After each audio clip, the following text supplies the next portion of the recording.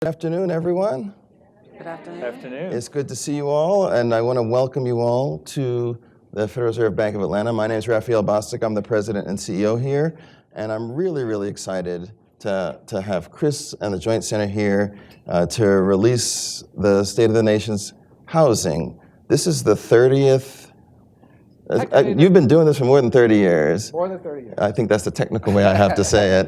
There's a debate that's going on about whether this is the 31st or the 32nd, so to just avoid that, we just go to the 30, more than 30 years. And I have to say, I've been in this business as a research economist for a long time. I stopped calling out numbers. And the Joint Center report has been a pillar of my understanding of how housing markets have evolved and have really helped me shape my research agenda and my understanding of the things that we need to understand better. So it is just a pleasure and a joy to have you here, to have this event. And I want to welcome everyone here. I want to say thank you for coming. But I also want to let you know that this is being watched online. And I want to welcome everyone who's watching us online. And I hope that you all find this to be an interesting and engaging conversation. Now, I'm just a part of this panel. We're going to be managed through this by Amy Scott. She's a senior correspondent with NPR's Marketplace. So I'm going to turn this over to Amy. Amy, the floor is yours. Raphael, thanks so much for hosting us here today. I'm really excited about talking about an issue that I cover for Marketplace and one of the most significant economic issues in the United States, housing.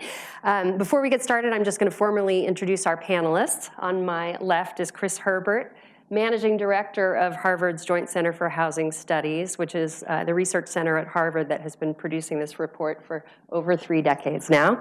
Raphael, of course, is the president and CEO of the Federal Reserve Bank of Atlanta and also has an extensive background in housing and real estate research. Carol Tomei is the chief financial officer and executive vice president of corporate services at the Home Depot. And Jonathan Reckford is the CEO of Habitat for Humanity, which, like Home Depot, is headquartered here in Atlanta. Those of you watching in the audience or online can join this conversation on Twitter with the hashtag Harvard Housing Report.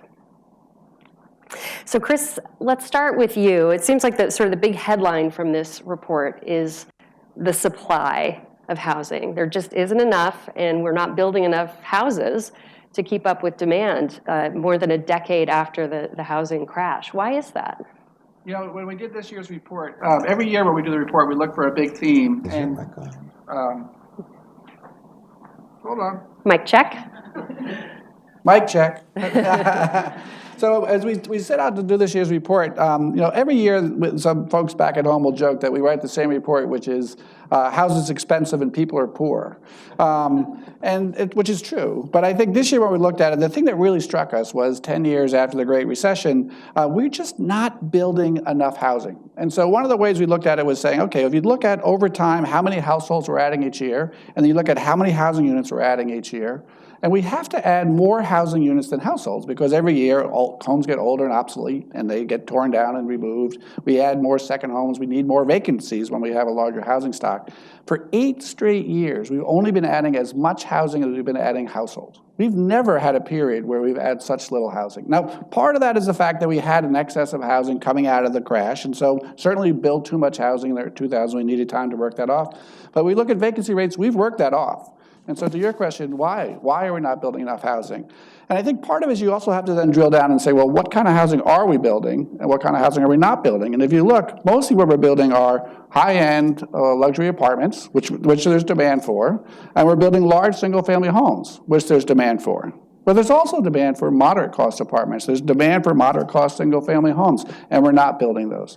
And so why aren't we building those? And part of it, I think, goes back to the cost of producing housing, and labor's in short supply, hard to get workers, and you have to pay more for them. Material prices are going up, and land prices are going up. So all those things are adding to the cost of building housing and making it really difficult for builders to build housing in the middle of the market. And I think one thing we really have to point to as well is the question of the regulatory environment. And so when we talk about particularly land prices going up, we need to make better, more efficient use of land, and that means greater density for single-family homes, greater density for apartments. Regulatory process is very constrained in terms of how much density you can build, how long it takes to build, and talking with Jonathan earlier, what the entitlement fees are for those units. They all add up. And so I think we really are trying to put a bright spotlight on the question of we need to think at the state, the local, and the federal level, what can we do to free up more production of housing, particularly in the middle of the market, or otherwise we're just going to continue to have these affordability problems grow and grow. So we have to talk about affordability because that's a big part of this equation with the supply of housing not meeting demand. It's pushing up prices everywhere. But there have been some improvements in overall affordability. Talk about where you're seeing that. Yeah, so when we look at the classic measure we use is whether households are spending more than 30% of their income on housing. And the idea being if you're spending more than that, then you don't have enough left over for everything else. As we went through the housing boom and through the recession, the numbers of households spending more than 30% of their income on housing grew and grew. And over the last 8 years or so, it's improved pretty dramatically, particularly when you look at homeowner households. So we're now seeing the lowest number of homeowners with cost burdens since the start of the century, really.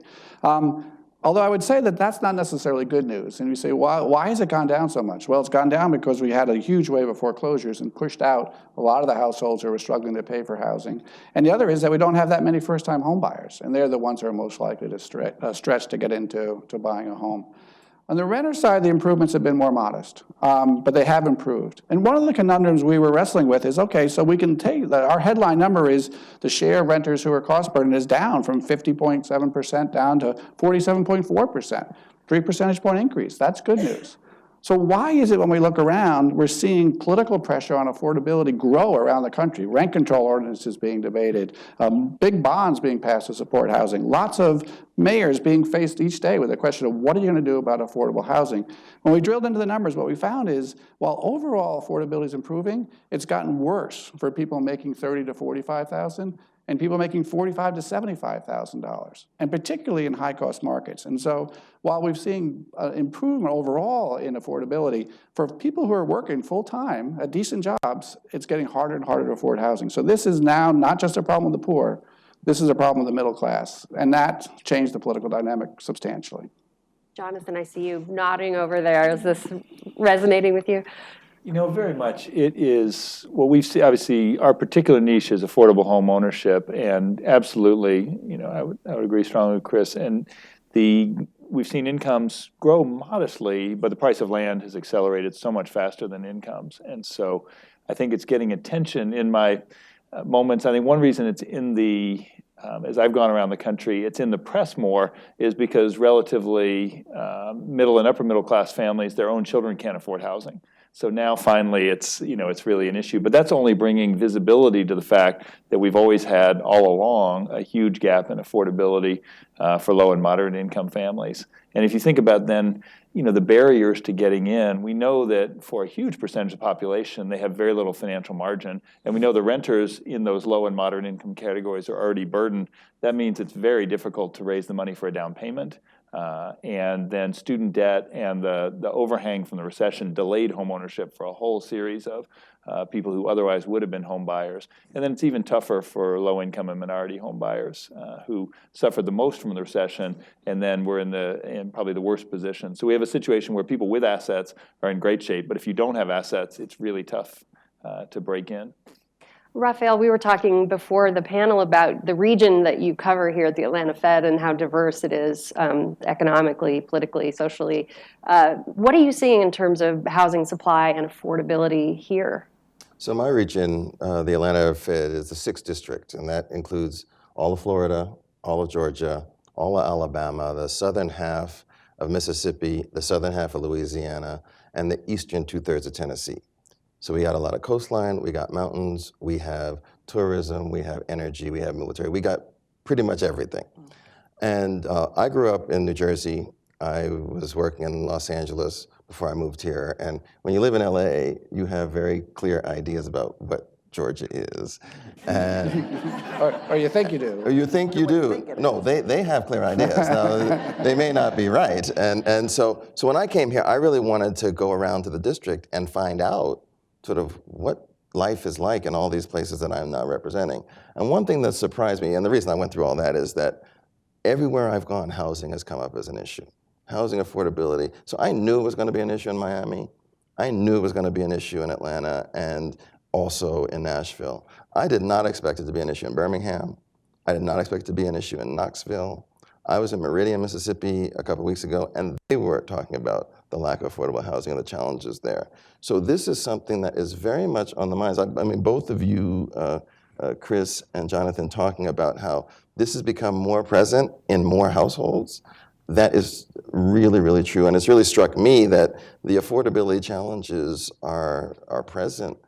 It's almost spanning everywhere. And the underlying causes and the issues are different. So in Meridian, there's a real issue about substandard housing.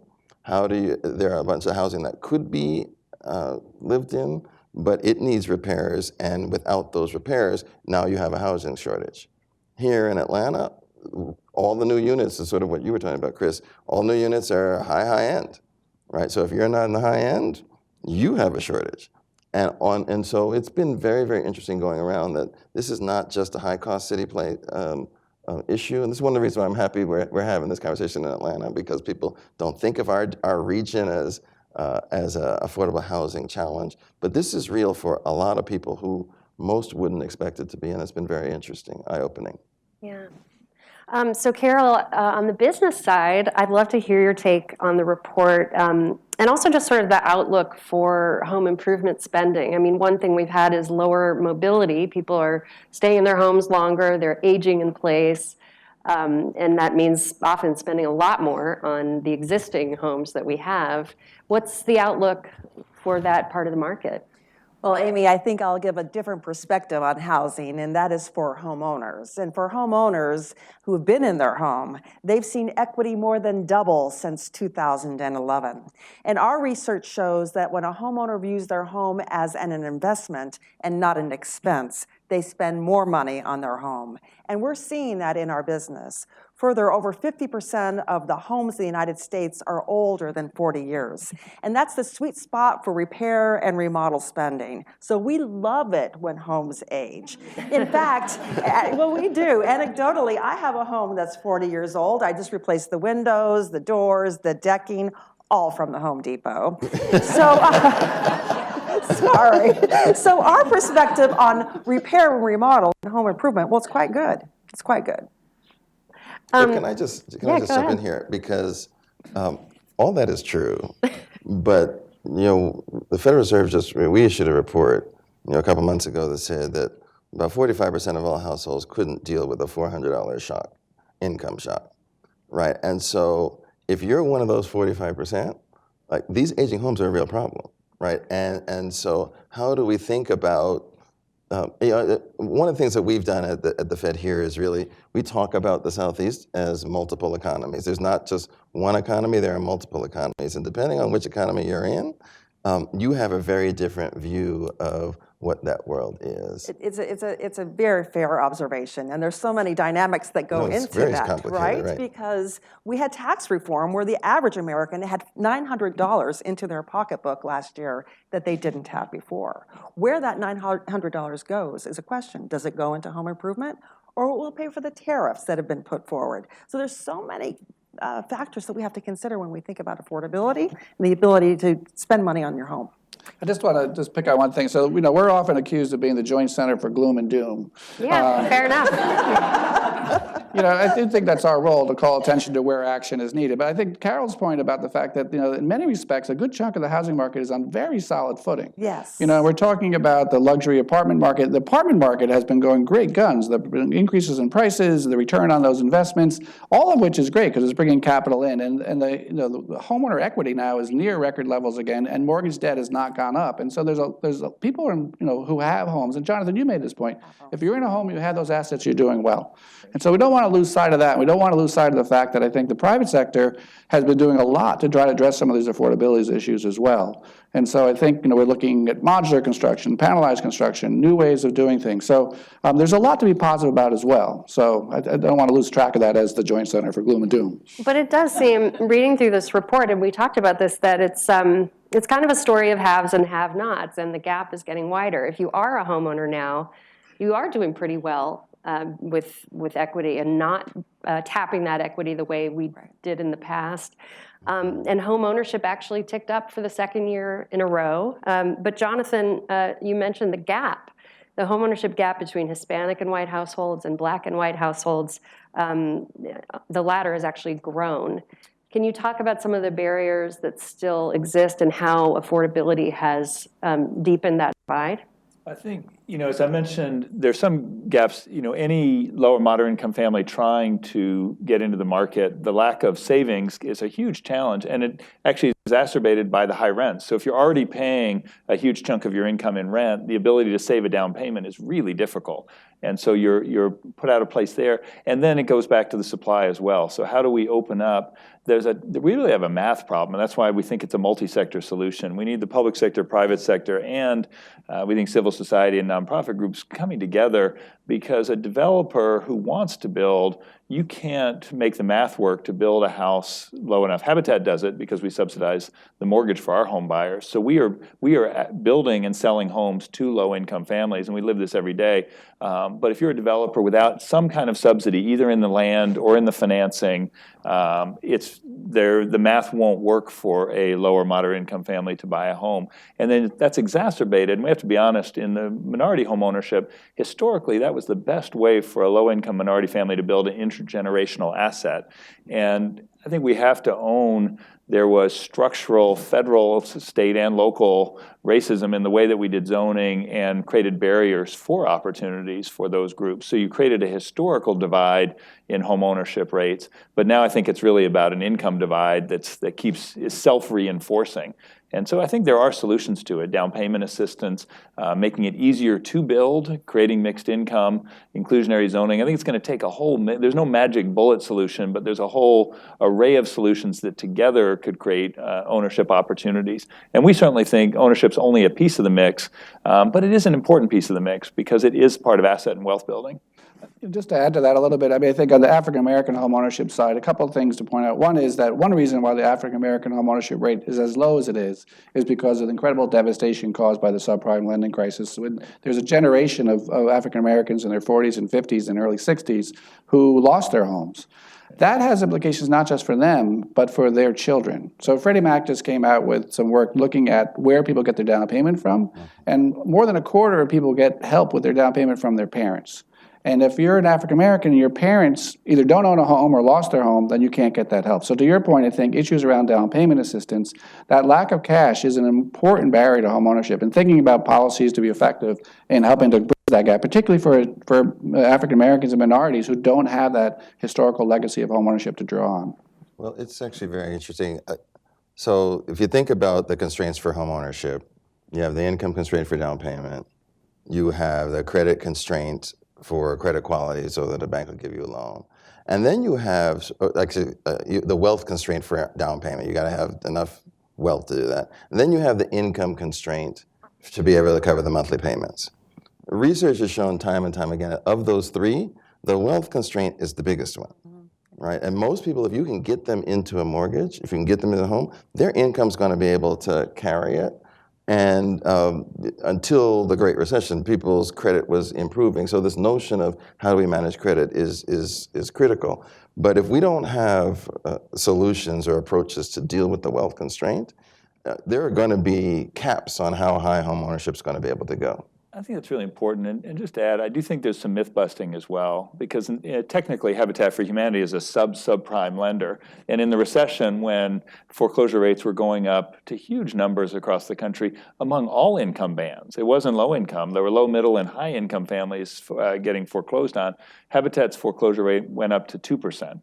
And if you think about it, it wasn't home ownership being a bad idea for lower moderate income families. It's plain vanilla 30-year mortgage, fixed payments, no balloons, there was a huge amount of, in some ways, unethical financing or refinancing of houses that really actually ended up pushing families out of their homes.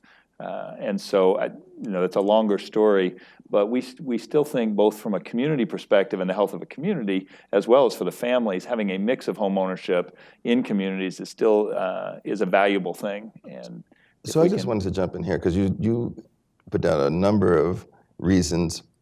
One you didn't say was greed.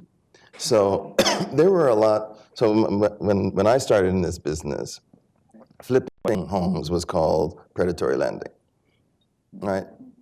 Fast forward 7 years, we have a TV show called Flip This House, right? And so there was a mindset switch in what homeownership was supposed to be, which meant that notions of risk and that the idea that I needed to be able to weather a wide range of circumstances just left people's minds. And so there were a lot of people who got into homeownership who were like, well, I'm only gonna be here for like six months, 12 months, 18 months. I'll get whatever mortgage I can get and hope that I'm not left holding the ball when the week stops, right?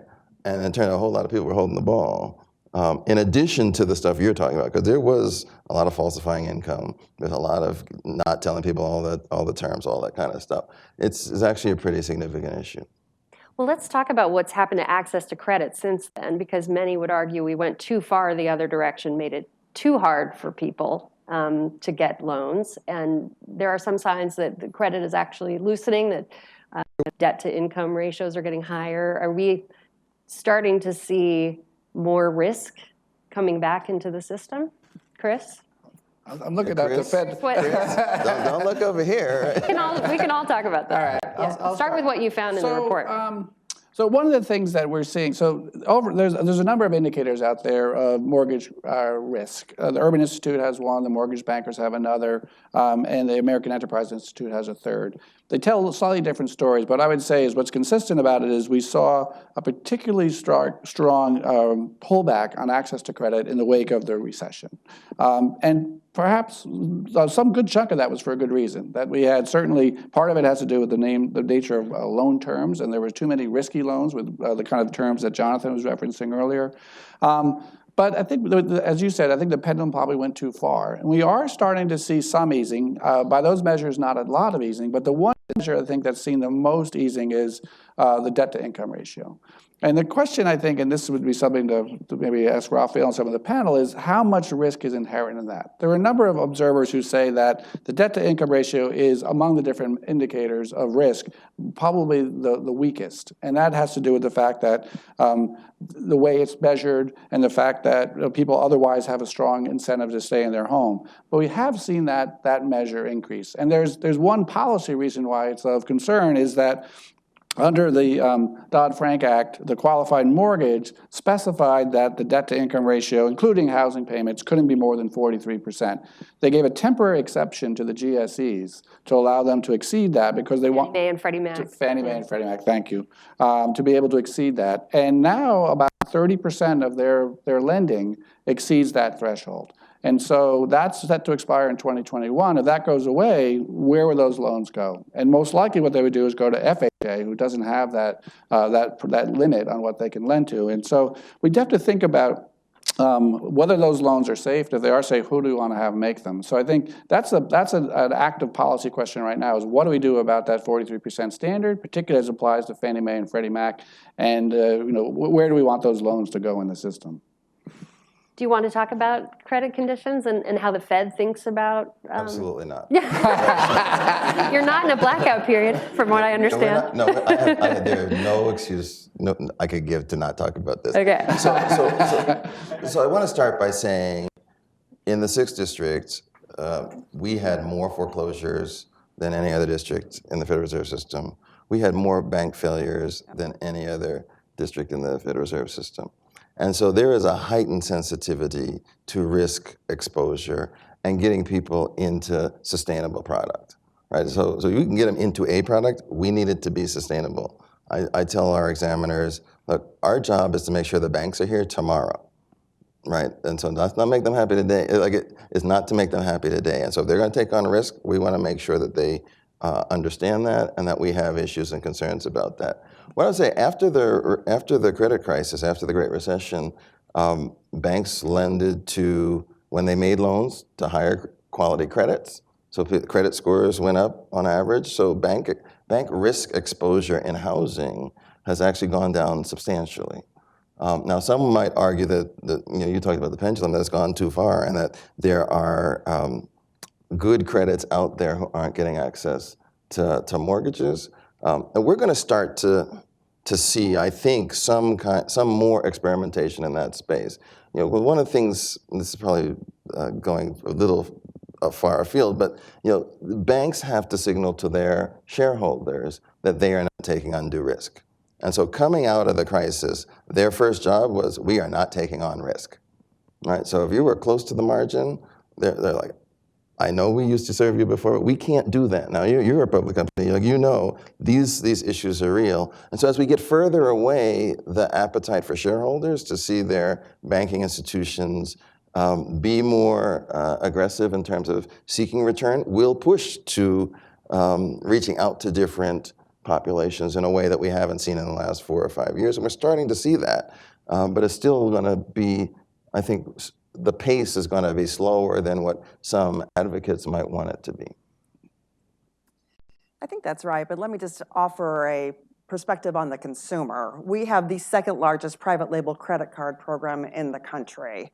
The average net receivable is $14 billion. The open to buy is $90 billion. The through-the-door FICO score that these credits are being underwritten is a little higher than 700. So it's very tight from an underwriting perspective. The loss ratio in the portfolio is so low that I think they're going to be incented actually to open up the aperture to allow more credit to come in. And there just has to be a balance, right, between how much credit is available, because the consumer is we have income inequality and challenges across the board, but the consumer is pretty healthy these days. So I think there's an opportunity actually to extend a bit of risk. We're not there. We have room. We have room here. Yeah. But this recovery is pretty long in the tooth. It is. This would seem kind of a risky time to open up that aperture, as you said. It's a long recovery because the rate of recovery has been so slow. So you can't really look at historical recoveries. Sorry, Raphael, I'm getting in your space. Go right ahead. Go right ahead. Well, don't you agree with me? You can't really look at historical recoveries and say this one is just too long, because it's a different type of recovery.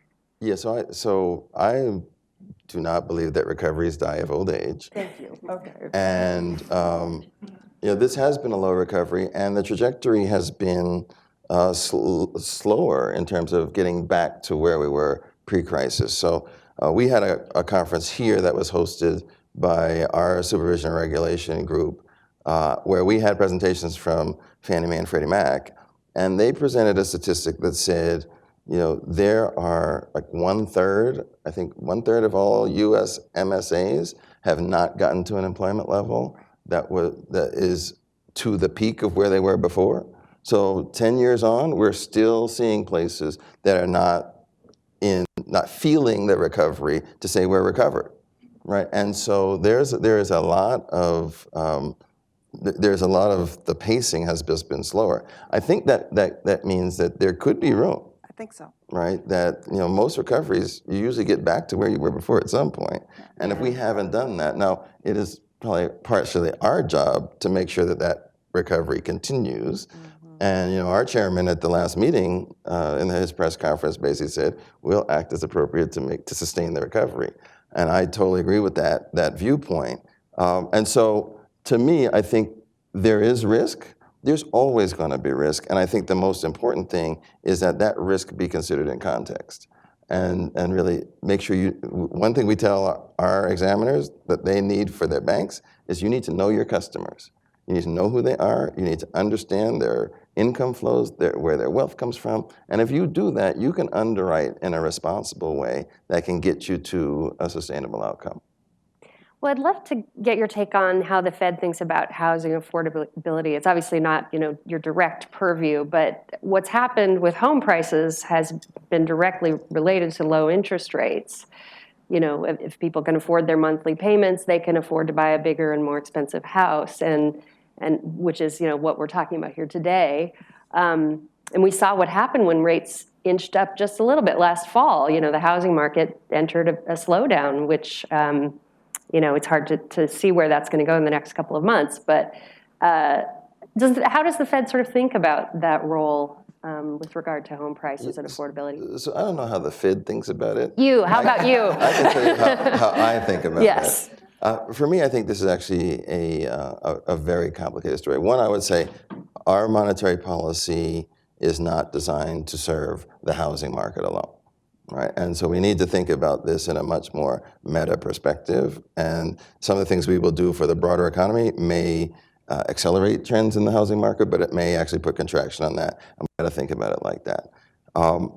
I also think that there is a danger in interest rates being too low for too long, in the sense that people's memories, so I talk to folks now, very few people remember when interest rates were 18%. Yeah. Right, and so the notion of what the new norm, what normal looks like, changes the notion of what a reasonable expectation of payments, a monthly payment looks like, all those sorts of things. And we've been in an extraordinary economic era, and it's one that we've been moving away from to try to get to a more normal position. And so I think that the normalization is actually a good thing for housing in the long run, and that it will keep people focused on the real risk-return proposition of getting into home ownership. But I did want to say a couple of other things, because people think of us mainly as the monetary policy body, but we do other things. So I think our supervisory role has been important for trying to set some benchmarks about what prudent underwriting is in the mortgage market, and we're going to continue to have those conversations to make sure that that happens in a sustainable way. We do the same thing for basically banks that fund apartment buildings. Like the commercial real estate space is another space. We work really hard to try to make sure that our bank institutions are responsible stewards and partners for those that are trying to affect supply. And then the third thing I would say is we have a community and economic development function who goes out into communities and tries to help them work through a number of the other issues around zoning, around density, around how do you have these conversations, code enforcement, which is often an important factor, to make sure that we're not leaving any stone unturned in trying to rationalize these housing markets and get them to work for as many people as possible. And that third function, I think, is really important. We're actually in the process of standing up a housing policy center that is going to try to lift up a number of these issues and get us to be really present and a voice in these at the local level to try to create change. Can I ask him a question? I'm curious about, in the winter, or in the last fall, interest rates started going up, heading towards 5%. And I think that there's a sense in which, interest rates have been low for a long time, incomes were on the rise. My sense was I didn't expect it to have that big an impact on the housing market. It had a big impact on the housing market. There's a real slowdown in the housing market in the fall. Did that take you by surprise, and did it get the Fed's notice that the housing market could be that sensitive to interest rate movements? So we've always known the housing market is sensitive to interest rates, right? So that's. So I shouldn't have been surprised. So No. So this is about magnitude, right? And the sensitivity of consumers and producers.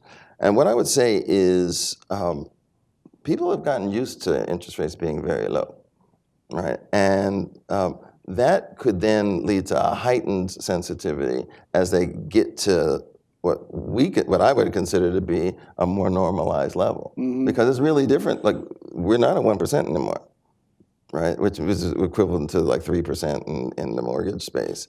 And so you get to 5%, 5.5%. You're like, oh my goodness, I used to be able to do this and pay like $600, and now I got to pay $900. And then it gets to all of the income issues and all of the wealth issues. It tips you, where you're already right on the margin.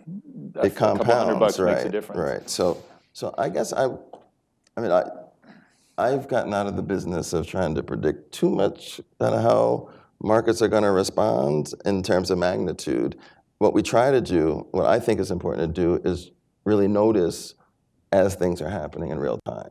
And the more that we can do that, and the more that I can hear from a number of voices, look, the last 3 weeks, we are now at 50% of our foot traffic. Or it used to take us 2 days to lease this unit at this price, and now it's taking us 2 weeks. Right? That's useful information in providing signals as to how consumers are responding, and then it gives me a real thought as to sort of should we be recalibrating our policy. Mm-hmm. It's interesting, though, when rates came back down below 4%, you didn't really see a strong pickup in sales, which to me points to the affordability wall in terms of prices, because prices, while growth has been slowing, have continued to rise in almost every market in the United States. And now we're wondering, well, if rates stay low and maybe there's a decrease coming ahead, could it pick up again? I'm curious what you think about that, those of you who watch the sales market. Carol, you at Home Depot thinking? Yeah. Well, I think from our perspective, it's just not the interest rate. It's the components that go into new home building, which is really housing generally, broadly speaking. It's the cost of labor, it's the cost of land, it's the cost of regulations, and the cost of lending. Maybe the cost of lending went down, but if the cost of land doesn't go down correspondingly, why should we be surprised that we didn't see a significant pickup? Right. Right?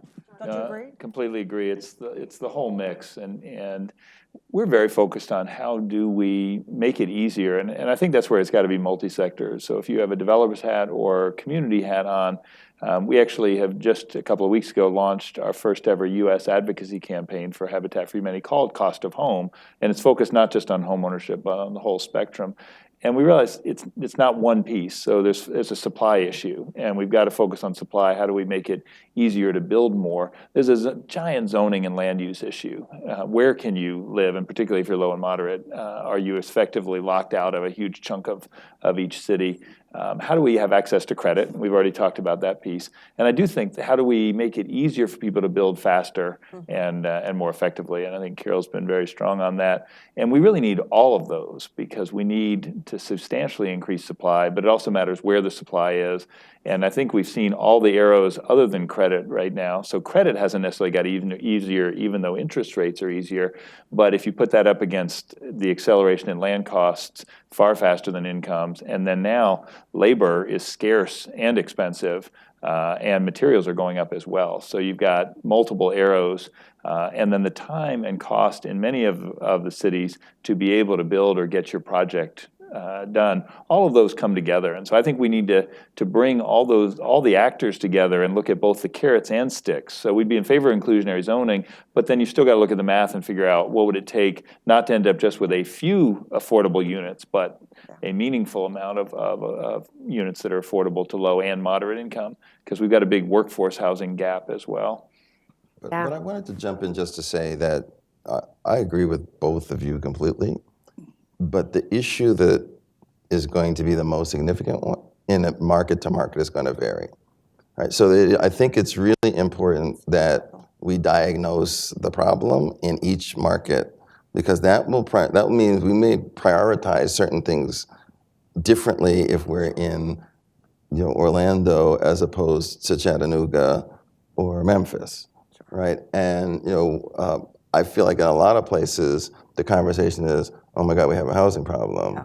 And we never do have that next step to figure out, well, you have a housing problem because of maybe zoning is constraining what developers want to do. Yeah. In other places, it may be because the incomes of residents are not high enough to be able to cover the rents that are required at the cost of construction, right? And those are really two different problems that manifest themselves the same way. And if we don't do that diagnosis first, you could spin your wheels on a bunch of things that don't actually get to the place you're trying to get to.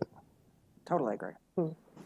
I want to remind everyone, if you want to weigh in on Twitter, the hashtag is Harvard Housing Report. I want to switch gears a little bit. If you make it all the way to the end of this report, and I recommend that you do. There's a surprise, so keep going. Climate change comes up as an issue that's second only to affordability in terms of its urgency.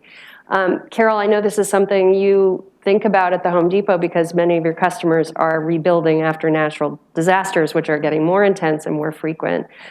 Talk about that part of the business and how you think about sustainability and the company's own role in climate change. Yeah. Well, the Home Depot is a first responder, so if an event does happen, a natural disaster does happen, we are there with our partners like American Red Cross, Habitat for Humanity, and others to take care of our communities. We stock our stores for products that customers need if they know a disaster is coming at them, like a hurricane, and then products to help them clean and rebuild after a disaster does occur.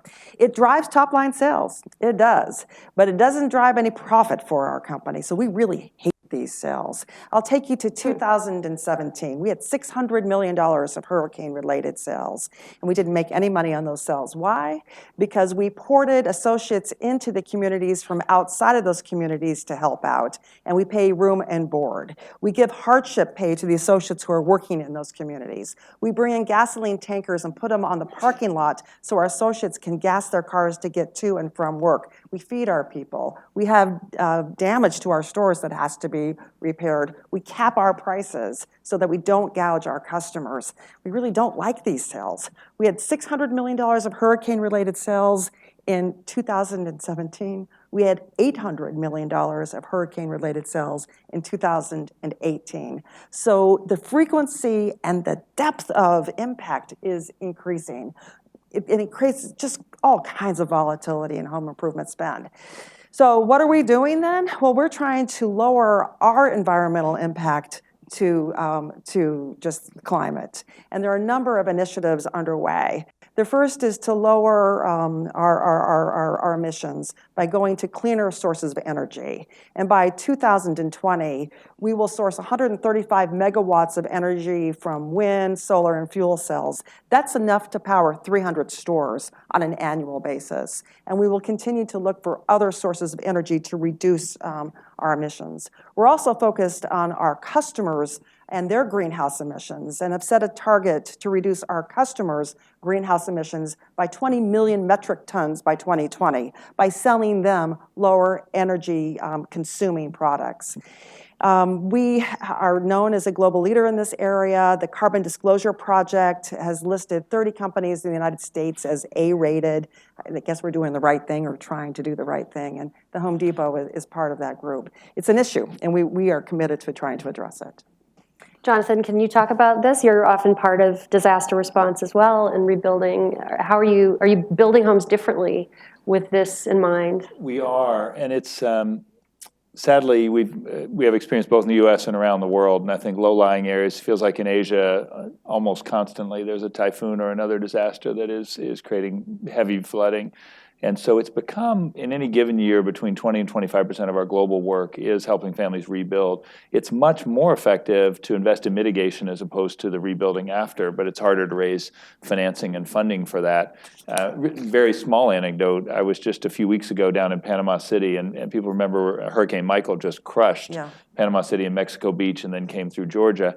And some of you may have seen, actually, in the Washington Post, there was a photo of a whole neighborhood that was just gone, and there were 5 houses that were still there, relatively untouched.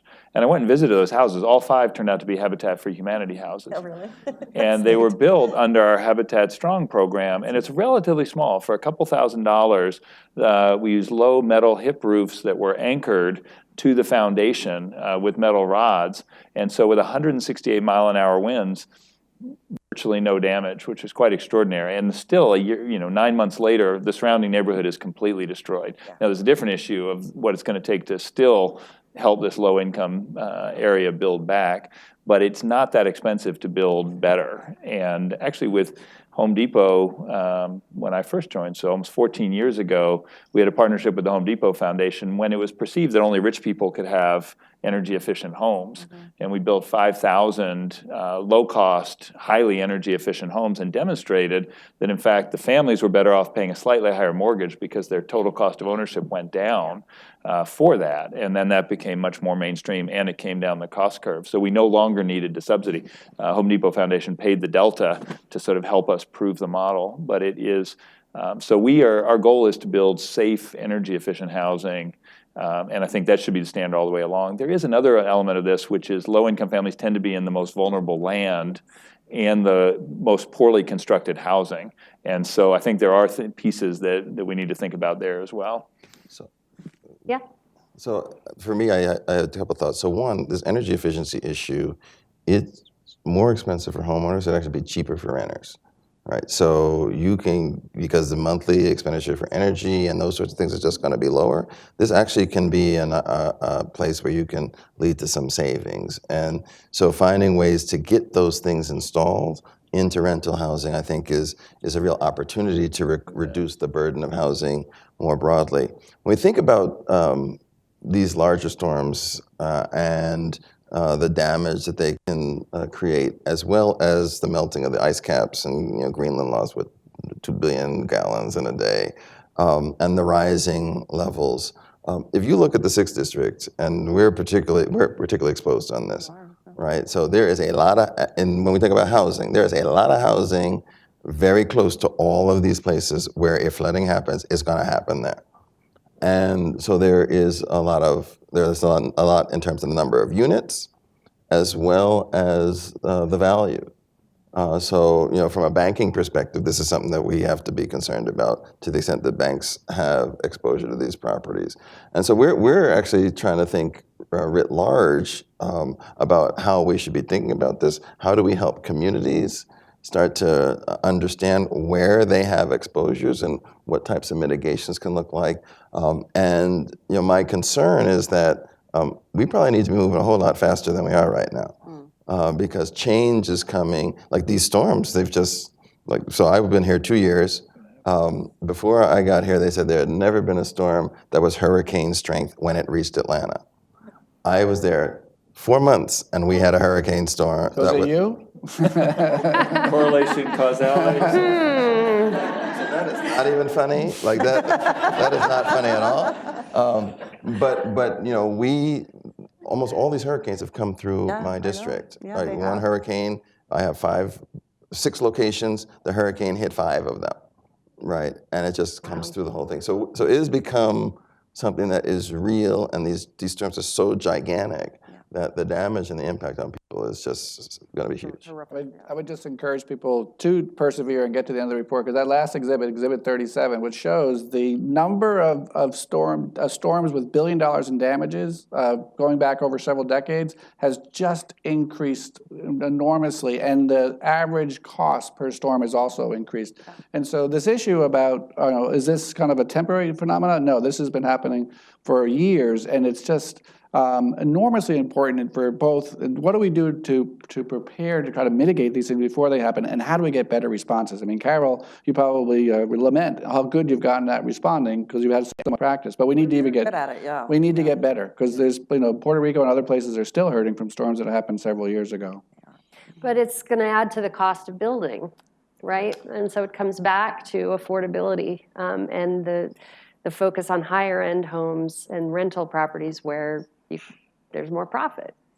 It does, and I think the good news is actually the cost of both building energy efficient and safer is much less than it used to be. The materials are better, but it's figuring out then, we have a budgeting problem in some ways. So if you think about investing in housing, there's a huge savings in health if we had better housing, but our budgets don't work to allocate health budgets into housing. In the same way, from the insurance industry perspective, building better housing on the front end is, from a life cycle perspective, a really good investment decision, but you've got mismatches in terms of pricing on that. And certainly you could talk about flood insurance and a bunch of other things that create market mismatches as well.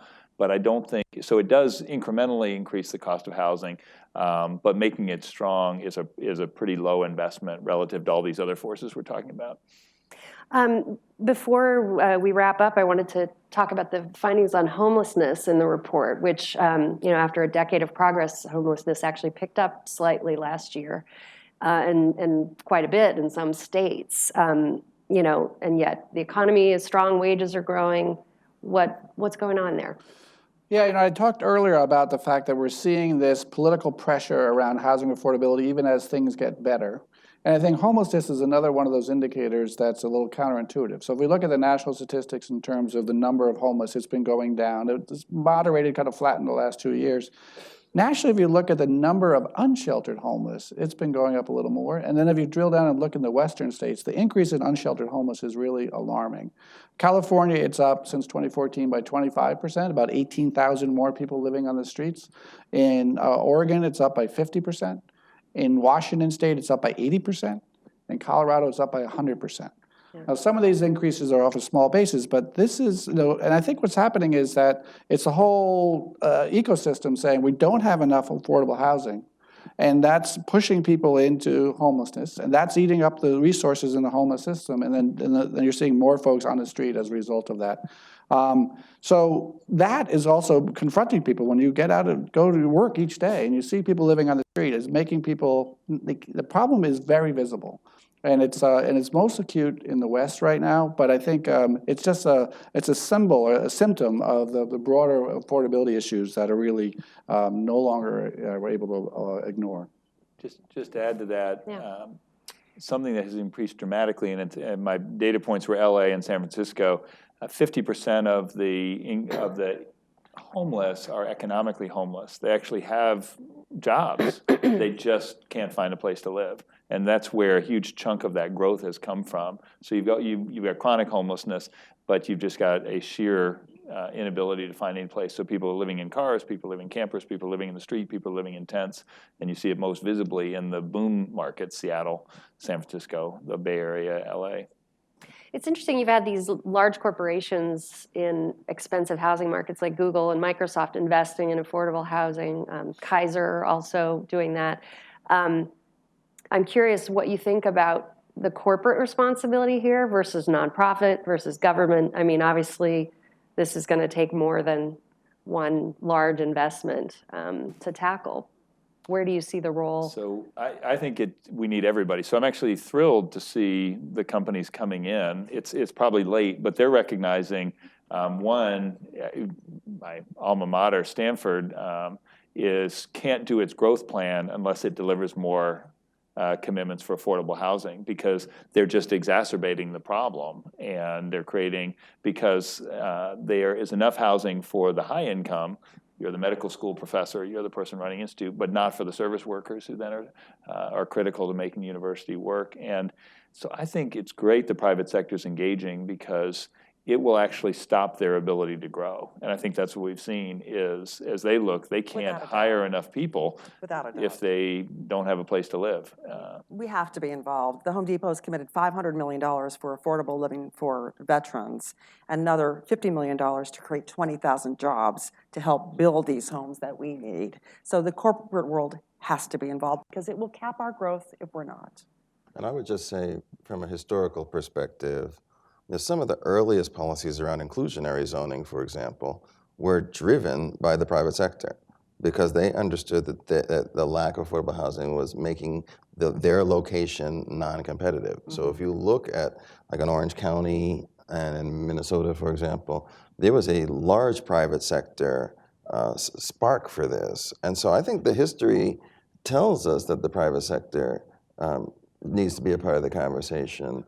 And the question is, what things do we need to do? And I think it's getting easier to do this, to get their attention, to say, look, you got to come, and we got to have this conversation. And we all have to figure this out, because this is an us problem. Like, this is not just one city or one suburb. If you look at the affordability challenge, it used to be thought of as just an inner city issue, but now it's spread into many of the suburban communities across the country. And it's a collective problem that we collectively need to find a solution for. Yeah. And just to add to that, I mean, I think it's laudatory that these businesses are making such substantial investments in affordable housing. But again, and they do, I think, recognizing Google and Microsoft, the impact they have on those local markets where they're bringing in so many workers, and the impact that has on the housing market. But again, it's not commensurate with the national scale of this. And so, as Raphael is saying, there's a big communal issue in here, and Google doing its part is great, and Microsoft doing their part is great. But I think the Google announcement was on the order of $1 billion. And I'm going to get the numbers wrong, but it's on the order of 5, 10, 15,000 housing units that'll be produced. In this place On where property that they own, though, by the way. well, on property that they own, but it's still it's not a trivial number, but it ain't going to solve the problem. Yeah. And I think ultimately it's a communal. Having private sector involved is great, but we need to have the federal government involved. We need to have state governments involved. We need to have local governments involved addressing this issue because it's that big. And taxpayers involved. I was in Vail, Colorado. I live in Denver this weekend, and a headline said, in a survey, Vail residents agree on the need for workforce housing, but aren't willing to tax themselves yet. Because those high-tech companies were the ones pushing back against additional taxes in Seattle that would have helped pay for housing. So it's interesting to see how they've maneuvered. Somebody's got to pay. Somebody's got to pay. Well, we only have a few minutes left, so Chris, go ahead, Raphael. So someone does have to pay. This ultimately is the challenge we face in this space, right? Like Atlanta just yesterday released their housing plan, and they want to find a large amount of capital to be devoted toward affordable housing. And the biggest challenge is, where is that going to come from? Like, is it the feds? Is it the state? Is it local government? Is it foundations? Is it private sector companies? Yes. All right, so there are some people here who want to talk to you, right? But this is the challenge that every community is facing. And I was talking to a friend of mine from New York, and they were lamenting, and I was like, New York has a ton of money, right? A ton of large companies who have foundations, who have committed themselves over many, many years to be present and visible and contribute in these communities in a way that Atlanta just doesn't have, or New Orleans doesn't have, or Kansas City doesn't have. And so how you find that financing solution in those places, it's a different challenge. It's a bigger challenge. And that's why it's more important that everybody be in the room to be part of the conversation. So in the few minutes we have left, Chris, I'm going to just ask you if you could kind of give the forecast for housing. What do we have to look forward to in next year's doom and gloom report? Well, I was going to say, is remember the Joint Center for Gloom and Doom. So I think the good news, bad news, right? So I'll start with the bad news. I think the bad news is that there's a fundamental market dynamic here that's been going on for decades that's really impervious to change. And that, Jonathan alluded to it. It's the fact that incomes have been largely flat or falling for low-income folks, and housing costs have been rising, driven by the cost of materials, but also the cost of land. And so we have this wedge between what people have to spend and what housing costs. And that gets, as Raphael was pointing out, in many places, that's a question of how do we get incomes up?